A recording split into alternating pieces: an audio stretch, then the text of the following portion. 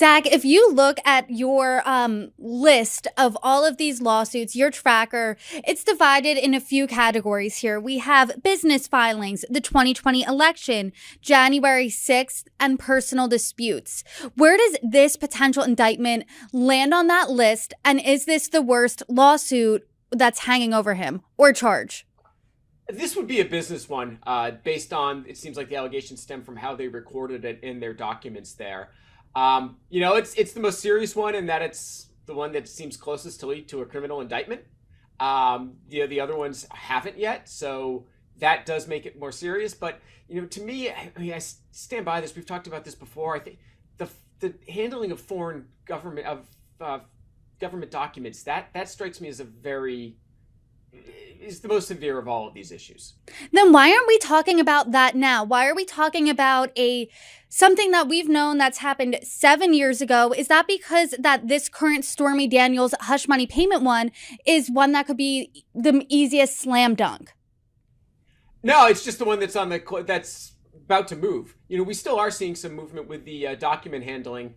Now, the House Oversight Committee, once it changed to Republican control, dropped its investigation into Trump's handling it, but is certainly continuing to investigating just Joe Biden's handling of government documents. But the special master was still appointed in that case, and they are still looking through it. And I believe yesterday it was reported that one of Trump's attorneys might be forced to testify against Trump.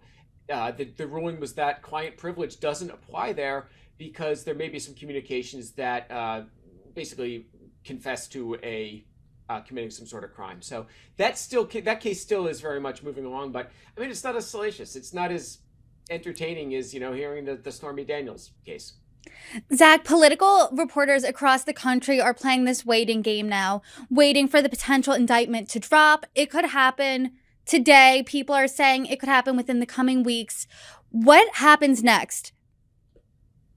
There's a lot of new territory that we're going to see because this is the first time that a former president has been indicted. So, typically when the Manhattan DA files charges against something, the press is treated to a perp walk. Is that going to happen in this case? I mean, it seems like Trump is going to surrender on his own volition. So usually when that happens, there's not a perp walk. But in this case, given the stakes, there might be one. Apparently, the New York Times reported yesterday that Trump is currently obsessed with one. He may even decide that one would be in his best interest because he could fundraise off of it. So we'll see. But once they do file charges, it would be he would be booked and there would be a mugshot. Now, my understanding is New York City mugshots are not automatically made public, but obviously there's a decent chance this particular one might leak.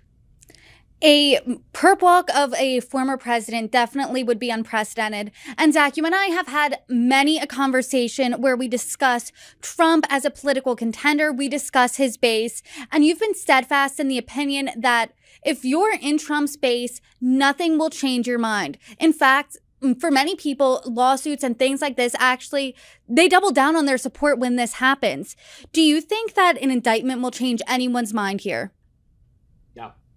Not at all. As you've mentioned earlier, the facts of this case have largely been public for a long time. People have had the opportunity to digest this.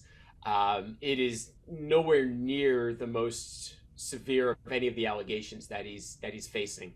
If you're going to turn on Donald Trump, it would not be for this case. And do you think this hurts his 2024 aspirations? No, not at all. Again, people have already factored this in. If he is dealing with court cases while trying to run, that could certainly make the logistics of being on the campaign trail difficult. But in terms of gaining or losing supporters, I don't think it really matters. Well, Zach, I'm sure we will talk to you again once the waiting game is over. Thank you so much.